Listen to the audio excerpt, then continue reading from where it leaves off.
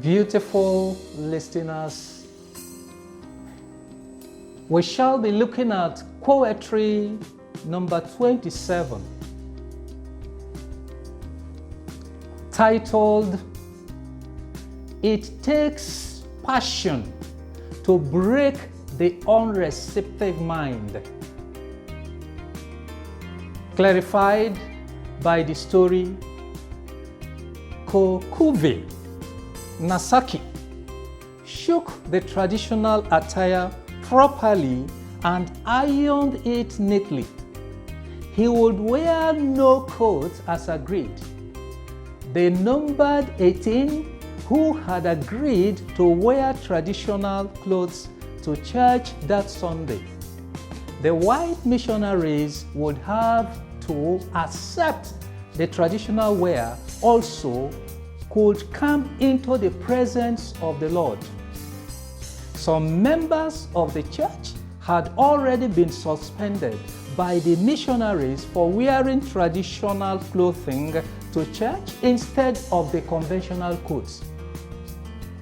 This was in the formative stages of the Presbyterian Church in Ghana. Traditional wear to church by the converts was barred by the early missionaries. Whatever was African was deemed pagan. When some progressive, educated young men like Ephraim Amu, the great musician and die-hard traditionalist, insisted on wearing the traditional clothes to church, they were suspended by the missionaries. This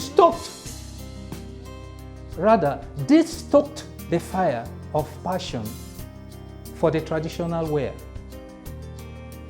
In reaction, a call went through all the churches, and with passionate zest, a group of young men traveled the length and breadth of the country to garner support from the churches for the suspended members and further educate the white man on the innocuous traditional attire.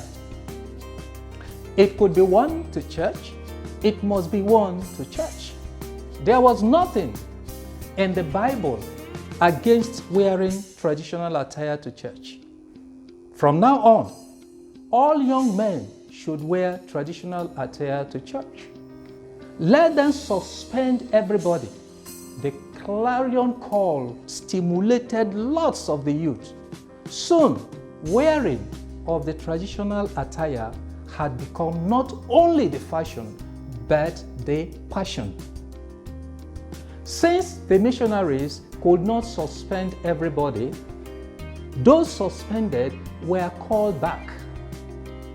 This victory spread the passion more. In fact, the passion for traditional wear overtook itself.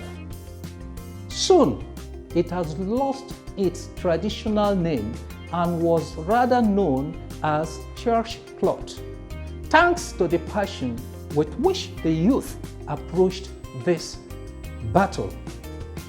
Soon, the whites too began to wear it.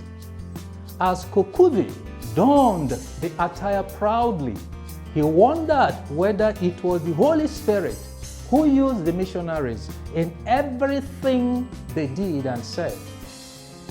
Or were their minds too much at work? Could the Holy Spirit have forbidden the use of traditional attire? That couldn't have been the Holy Spirit. Did they not wake up with such passion? The mindset of the white missionaries may have remained the same, and even the blacks might have been sucked in to despise what God had given them. His friends trooped in. How beautiful it looked as they all walked towards the chapel, arrayed as the kings they are to God.